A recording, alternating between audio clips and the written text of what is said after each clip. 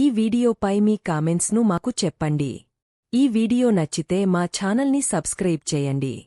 అంతర్జాతీయ క్రికెట్లో భారత్-పాకిస్తాన్ ఎప్పుడు తలపడ్డా ఆ క్రేజే వేరు. ఏ దేశంలో ఆడుతున్నారనేది సంబంధం లేకుండా ఈ రెండు జట్ల మధ్య మ్యాచ్ను చూసేందుకు ప్రేక్షకులు స్టేడియాలకు పోటెత్తుతున్నారు. ఇరు దేశాల మధ్య ఉద్రిక్తతల కారణంగా గత కొన్నేళ్లుగా ఇరు జట్ల మధ్య ద్వైపాక్షిక సిరీస్లు జరగడం లేదనే విషయం తెలిసిందే. దీంతో ఐసీసీ ఈవెంట్లు, ఆసియా కప్లోనే రెండు జట్లు తలపడుతున్నాయి.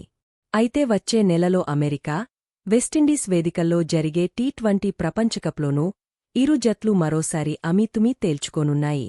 దీంతో ఈ మ్యాచ్ కోసం ప్రపంచ క్రికెట్ అభిమానులు ఆసక్తిగా ఎదురుచూస్తున్నారు. ఫలితంగా ఈ మ్యాచ్ టికెట్లకు భారీ డిమాండ్ నెలకొంది. జూన్ 9న న్యూయార్క్ వేదికగా ఈ మ్యాచ్ జరగనుంది. మెగా టోర్నీ కోసం ఈ స్టేడియాన్ని నిర్మించారు. అయితే ఈ మ్యాచ్కు ఉన్న డిమాండ్ దృష్ట్యా టికెట్ల రేట్లను ఐసీసీ భారీగా పెంచేసినట్లు తెలుస్తోంది. టికెట్ ధరలను ఐసీసీ అమాంతం పెంచేయడం వివాదాస్పదంగా మారింది.